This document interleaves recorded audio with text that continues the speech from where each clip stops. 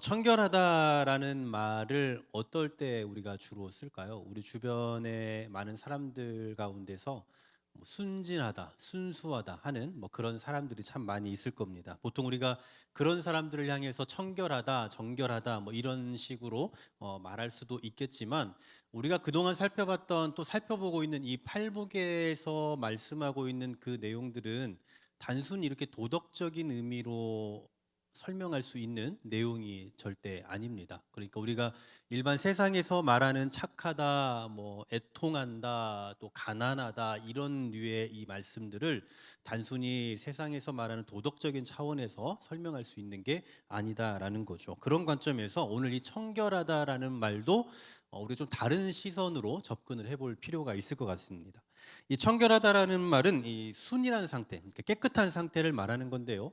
이 원어로 살펴보니까 불순물이 끼어 있지 않은 상태를 의미한다라고 말해요. 불순물이 전혀 끼어 있지 않은. 그러니까 금으로 말하면 순금을 말하는 거겠죠. 전혀 불순물이 없는. 그리고 옷으로 비유하자면 더러운 옷과 완전히 반대되는 뭐 깨끗한 옷, 방금 갓 빤 옷 뭐 이런 것 정도로 비유해 볼 수 있을 것 같습니다.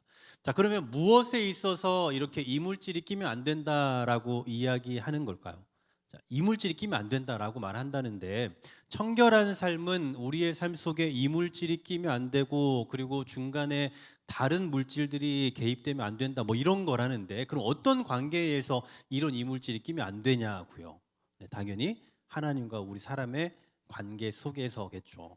이런 걸 생각해 보면 우리 하나님은 참 정말 집착이 심한 것 같다라는 생각도 들어요. 도대체 왜 이렇게 그냥 우리를 못 잡아먹어서 안달이고 맨날 이렇게 질투를 하시고 맨날 이렇게 뭐 그냥 뭐 무슨 뭐 다른 마음을 품으면 안 되고 맨날 이러실까라고 생각하면 안 되죠.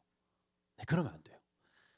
제가 저희 집에서 서운할 일이 전혀 없는데, 뭐 삐칠 일이 없는데, 한 가지 유일하게 삐칠 일이 있다면 저희 아이들이 아빠를 많이 사랑하지 않을 때예요. 근데 지금은 아니지만, 네, 과거에 전에는 이렇게 항상 뭐 저희 첫째는 좀 그래도 좀 안 그런데, 둘째가 누군지는 잘 모르겠는데, 그 친구는 항상 가장 좋아하는 분 하나님, 뭐 진짜 하나님 진짜 좋아하는지 모르겠지만 어쨌든 1번이고, 그다음에 엄마. 그러면 3번 아빠가 나와야 되잖아요. 근데 아빠가 아니고 뭐 외삼촌. 그 4번 나와야 되는데 외할머니. 5번은 뭐 가끔 아빠 아니면 뭐 외할아버지 뭐 이렇게, 아빠는 5번 아니면 6번.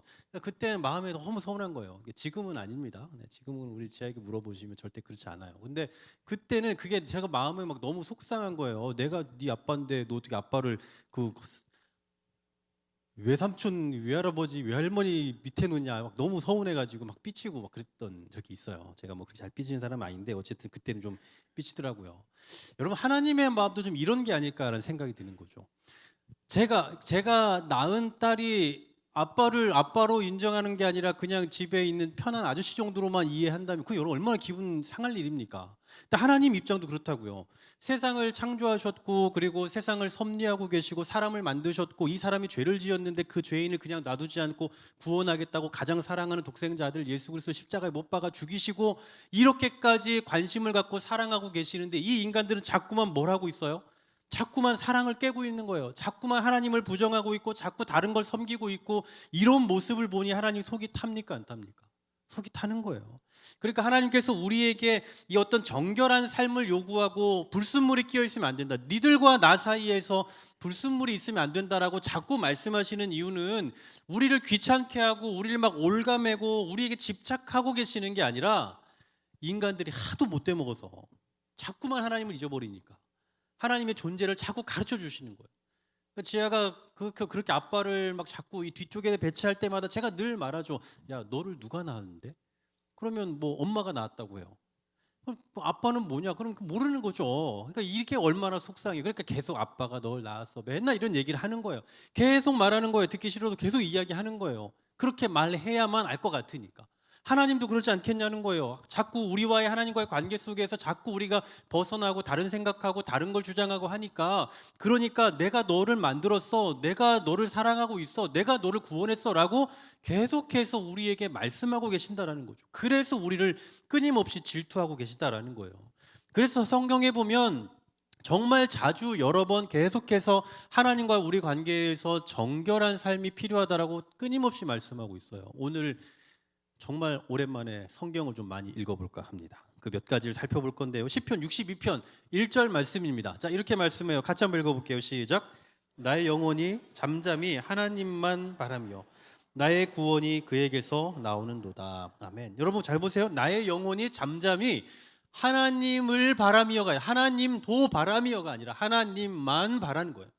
그러니까 우리가 잠잠히 하나님만 바라보는, 다른 것을 의지하지 않고 다른 것을 바라보지 않고 오직 하나님만 의지하는 그런 삶의 태도가 바로 불순물이 끼어 있지 않은 상태라고 볼 수 있는 거죠. 의지할 수 있는 수많은 것들이 있지만 그 가운데서 하나님만 바라며, 여러분 이러한 유일하게 하나님만 바라는 그 삶이 아니라 그와 전혀 반대된 삶을 살았던 사람들의 가장 대표적인 모델이 이스라엘 백성들이에요. 이 인간들은 하나님을 섬기지만 하나님만 섬긴 게 아니라 다른 우상도 섬깁니다.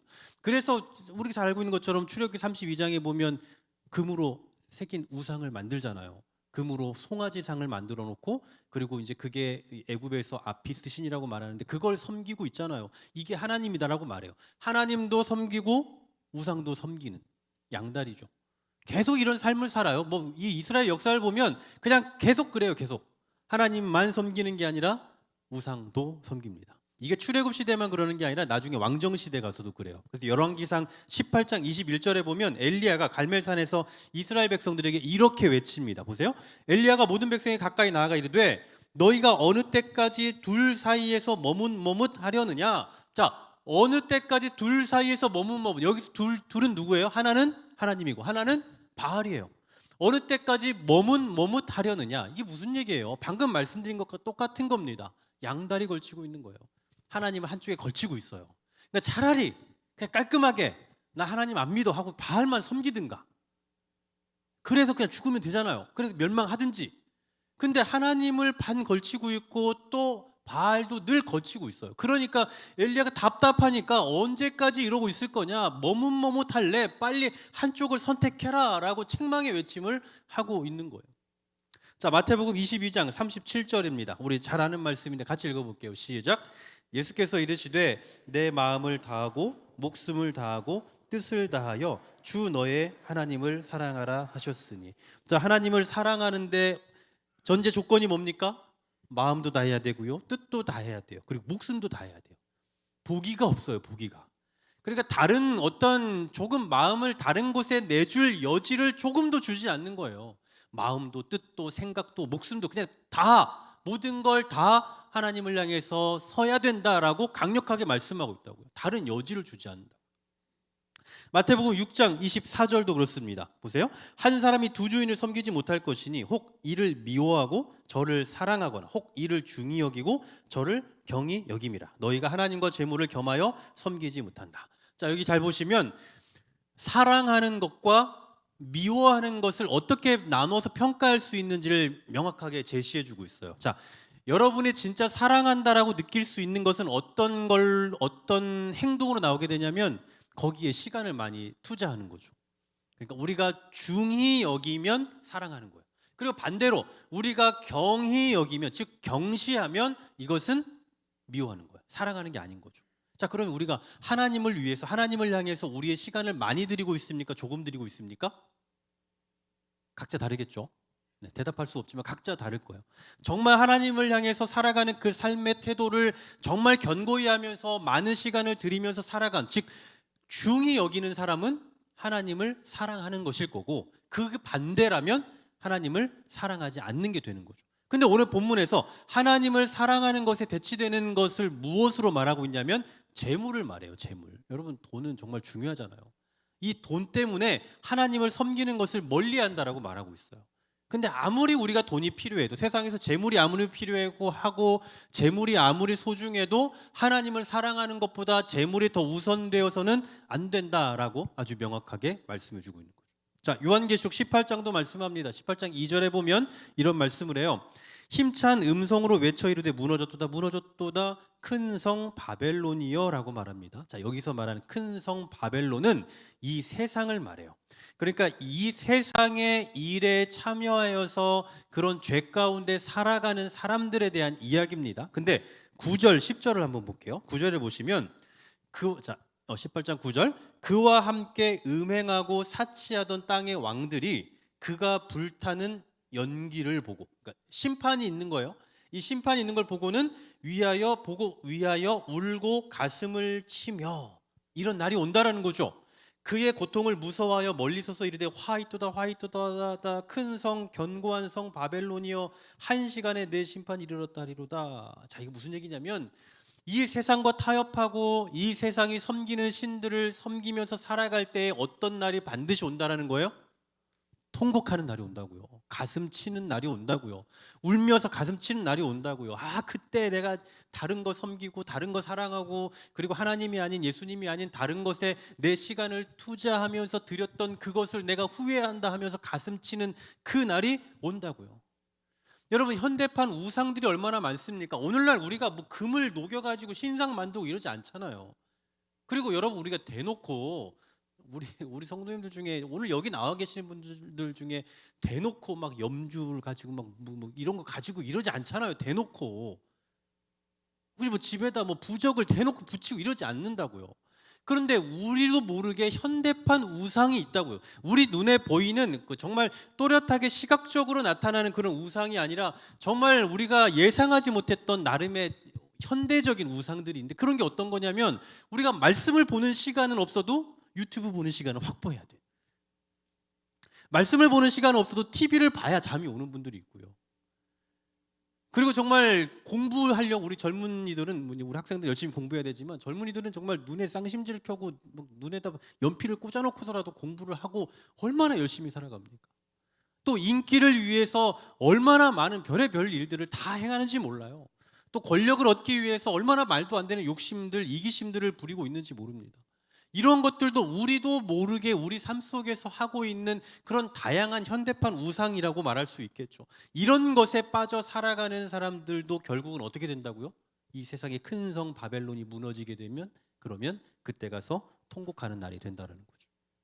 그래서 이런 게요, 여러분, 악이 아니거든요. 악이라고 이런 걸 악이라고 규정하고 있는 게 아니에요. 문제는 사람들이 이것을 악으로 만들어가고 있는 거예요. 왜냐하면 이것을 하면 할수록 하나님을 잊어가고 있거든요.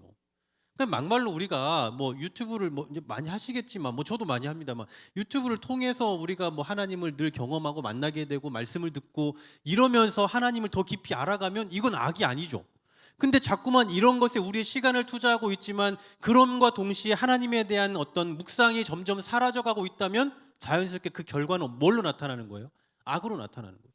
그러니까 결국은 선한 것이라도 우리가 악으로 만들어가고 있다는 거예요. 자, 예레미야서 3장 6절부터 14절입니다. 오늘은 정말 성경 정말 많이 읽으시는데요. 오늘은 길어요. 잘 보세요. 잘 안 보이실 텐데 그냥 지나게 해놓은 것만 잘 보셔도 돼요. 이 6절부터 14절까지 보시면 계속해서 반복적인 표현들이 있습니다. 잘 보세요. 6절에 보면 행음하였도다. 또 7절 지나서 8절에 보시면 간음을 행하였으므로, 또 8절 하반절에 행음함을 내가 보았노라. 9절에 행음함을 가볍게 여기고 행음하여.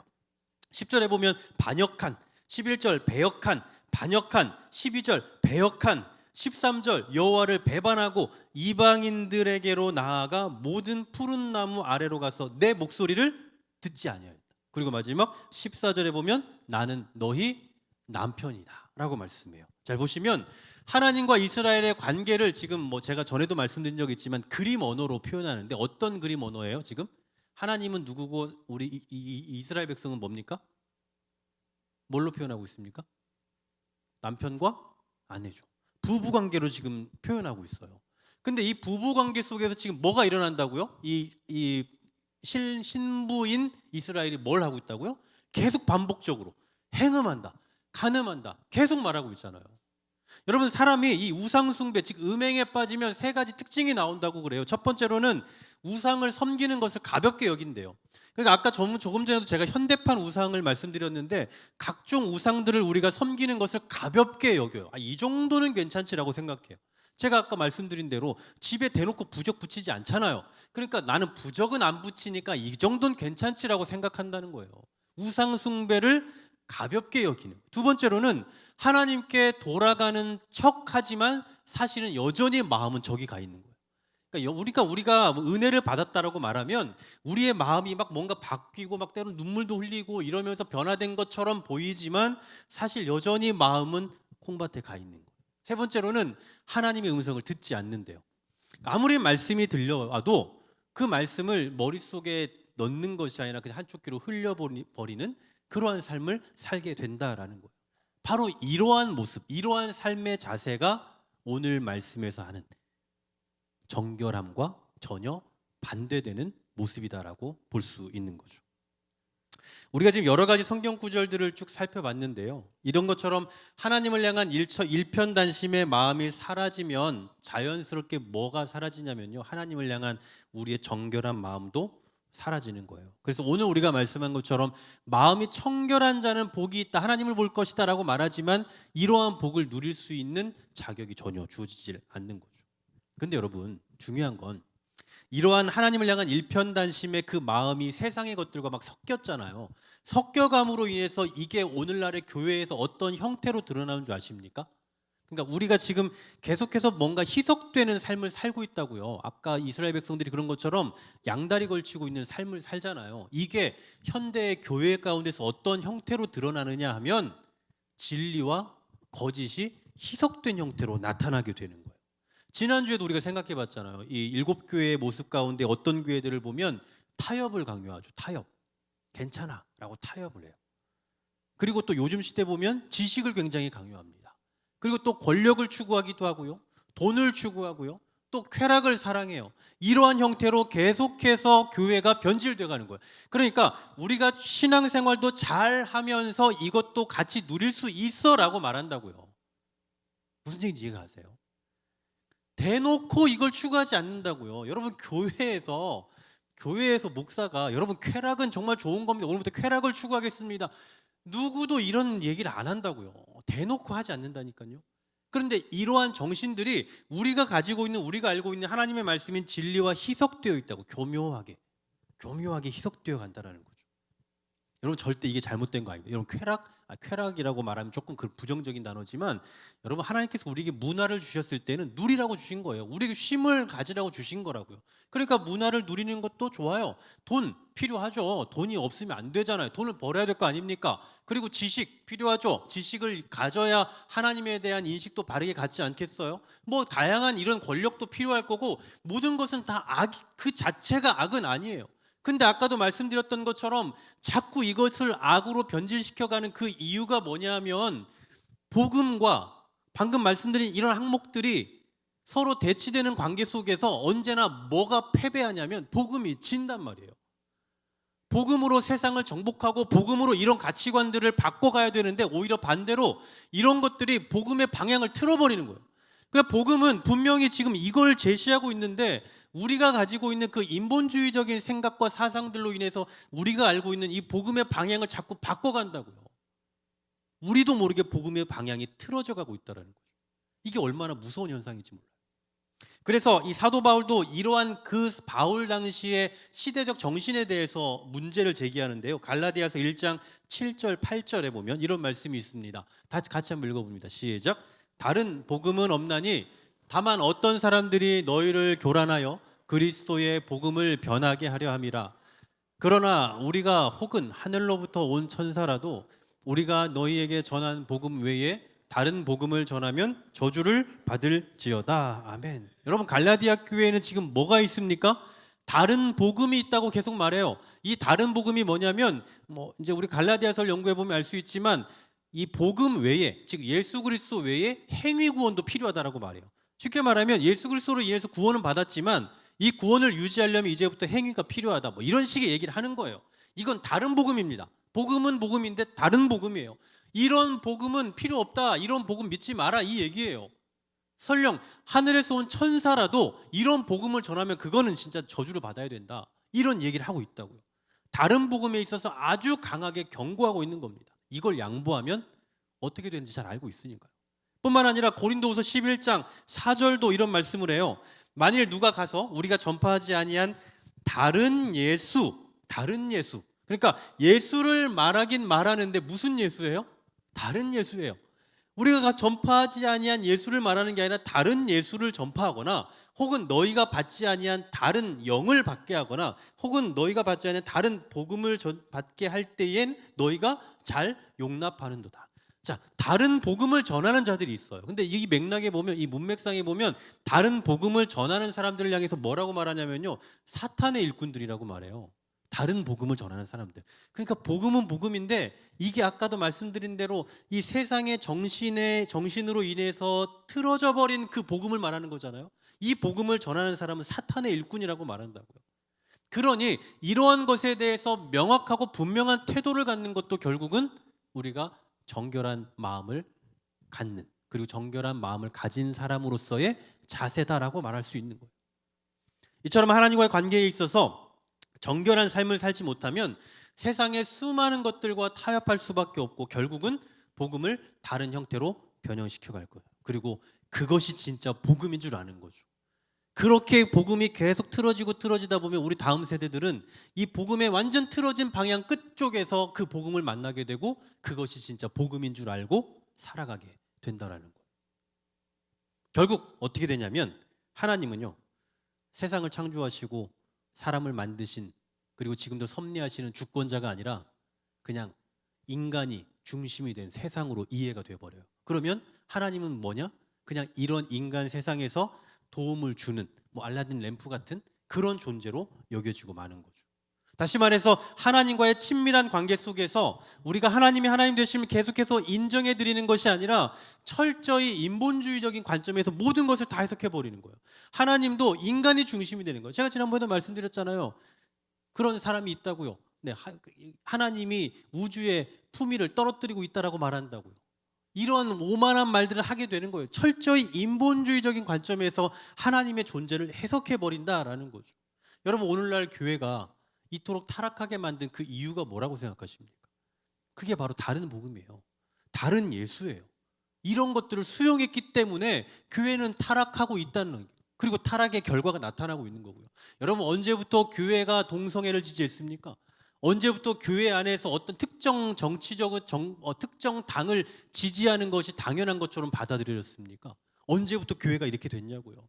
여러분, 성경의 지지를 받았나요? 성경의 지지를 받아서 지금 교회가 이렇게 하고 있는 겁니까? 아니에요. 그냥 사람의 지지를 받고 있는 거예요. 극소수의 사람들의 지지를 받아서 그렇게 서서히 변질되어 가더니 이제는 당연히 그래야 되는 것처럼 이야기해요. 제가 요즘 유튜브 보면서 그런 이야기를 너무 많이 봐요. 왜 교회가 그런 얘기를 하지 않냐? 왜 목사가 정치적인 얘기를 하지 않냐? 이제는 오히려 거꾸로 얘기를 하고 있다고요. 그래서 하나님의 백성들은 하나님을 향한 지조와 정결함을 절대로 포기해서는 안 되는 거예요. 이런 얘기를 하면 우리 다음 세대들, 우리 다음 아이들은 막 꼰대 같다고 이야기할지도 몰라요. 맨날 뭐 진리네, 뭐네, 뭐 맨날 지켜야 되네, 뭐 정조를 얘기하네, 이런 얘기하면 싫어하겠죠. 그럼에도 불구하고 우리는 그것을 놓을 수가 없다라는 거죠. 여러분, 기억하십시오. 하나님은 우리를 귀찮게 하고 우리를 올가매고 집착해서 꼼짝 못하게 하려고 하시는 거 아니에요. 그러면 왜 우리에게 자꾸만 이렇게 집착하신다고요? 아까도 말씀드린 대로 사람 때문이에요. 자꾸만 거짓을 향하고, 틈만 나면 하나님이 없다고 말하려고 하고, 틈만 나면 그냥 자기 중심적으로 하나님을 이야기하려고 하고, 그리고 틈만 나면 교회의 복음도 변질시키려고 하고, 교회가 이런 방향으로 가면 안 됩니다라고 하면서 자꾸 이상한 쪽으로 틀어가려고 하고, 그런 것을 보고 하나님께서 뭐라고 하시는 겁니까? 그만 가라, 그만해라, 멈춰라 라고 계속해서 강력하게 우리를 달래고 계시는 거예요. 사랑하는 여러분, 오늘날 하나님과의 관계 속에서 청결한 마음을 가진 성도가 되는 거 참 어려운 일입니다. 오늘날에 청결한 마음을 갖는 거 정말 어려운 일이지만, 그러나 그 어느 때보다도 강하게 요구되어야 하는 그런 사항이 아닐까라는 생각이 들어요. 거짓이 팽배하죠. 이기심이 정말 너무나도 가득한 이 세상, 그리고 눈만 감았다 뜨면 우리의 육신과 우리의 정신을 즐겁게 해주는 것들 투성인 이 세상 속에서 신앙의 정조를 지켜나가는 일은 결코 쉬운 일이 아니라고요. 그렇기 때문에 오늘 우리는 이 말씀에 집중해야 될 필요가 있는 거예요. 마음이 청결한 자는 복이 있다. 하나님과의 관계 속에서 그 관계를 지켜내기 위해서 정말 몸부림치며 살아가는 그 사람이 정말 복이 있다라고 하는 이 말씀에 우리는 집중해야 된다는 거죠. 하나님과의 관계에서 우리가 소중하게 지켜야 할 그 정결함이 사라져버리면 어떠한 심각한 결과들이 나타나게 되는지 우리가 이것을 더 신중하게 좀 생각하면서 우리가 왜 정결해야 되는지, 그리고 어떻게 청결한 삶을 살아야 할지를 좀 깊이 묵상하는 밤이 되었으면 좋겠습니다. 우리가 이제 이 다음 시간에 이후의 말씀, 그러니까 하나님을 볼 것이다라는 그런 내용들도 생각해 보겠지만, 우리가 본질적으로 청결한 마음, 청결한 신앙인으로서의 삶의 잣대를 갖기 위해서 우리가 버려야 될 것이 무엇인지, 그리고 우리가 걸러내야 될 것이 무엇인지, 우리가 정말 신중하게 지켜내야 될 것이 무엇인가를 다시 한번 깊이 확신하고 그것을 붙들며 살아갈 수 있는 저와 여러분 되기를 주의 이름으로 간절히 소망합니다.